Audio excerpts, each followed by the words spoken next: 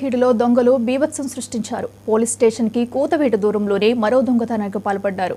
2 రోజుల క్రితం జరిగిన దొంగతనం మరవక ముందే మరో దొంగతనం చేసిన గుర్తు తెలియని వ్యక్తులు ట్రాన్స్ఫారంలోని వైర్ల టార్గెట్ గా పెట్టుకున్న దొంగలకు పాల్పడుతున్నారు.